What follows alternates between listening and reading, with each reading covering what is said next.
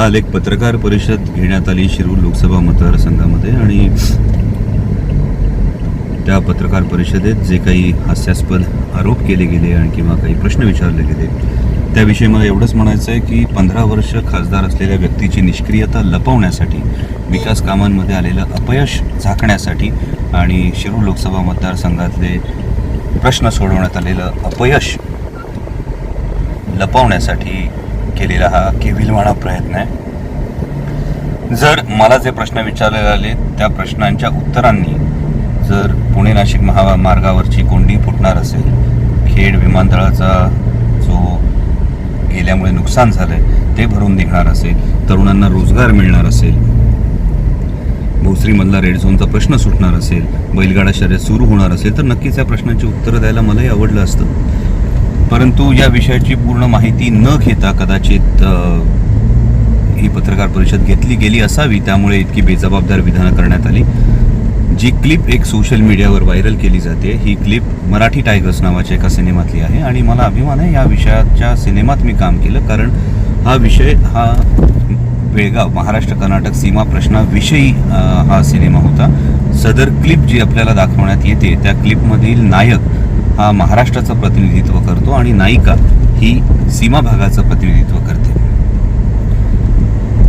आणि या सिनेमाच्या प्रदर्शनाच्या वेळी शिवसेनेचं मुखपत्र असलेल्या सामनामध्ये या सिनेमाचं कौतुक करण्यात आलं होतं आणि शिवसेनेचे पक्षप्रमुख उद्धवजी ठाकरे यांचं मी आभार मानलं होतं, कारण कोल्हापूर जिल्ह्यातील शिवसैनिकांनी निकराचे प्रयत्न करून सीमा भागात या सिनेमाचा प्रदर्शन व्हावं यासाठी खूप प्रयत्न केले होते.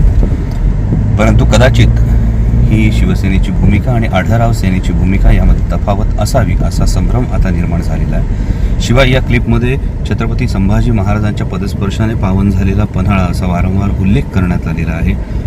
त्याचवेळी 2016 हा सिनेमा रिलीज झाला होता, पण 2017 पासून आज 500 भाग पूर्ण झालेली एक मालिका, ज्या मालिकेतून छत्रपती संभाजी महाराजांचा इतिहास 127 देशांमध्ये पोहोचतोय. शिवशंभू प्रेमींच्या आशीर्वादानं ही गोष्ट घडतेय.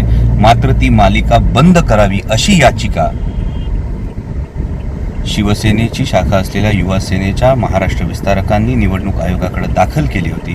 त्यामुळे एकीकडे छत्रपती संभाजी महाराजांच्या पदस्पर्शाने पावन झालेल्या पन्हाळ्याचा उल्लेख करायचा आणि दुसरीकडे मात्र आत्ता सुरू असलेला संभाजी महाराजांचा इतिहास खंडित व्हावा यासाठी दुर्दैवी प्रयत्न करायचे. मला वाटतं हा निव्वळ दुतोंडीपणा आहे आणि त्यामुळे माझी कळकळीची विनंती आहे की वैयक्तिक टीका करून ही निवडणूक आपल्या हातून निसटली हे जरी विरोधकांना दाखवून द्यायचं असेल तरी सुद्धा ती गोष्ट त्यांना लखला बसो.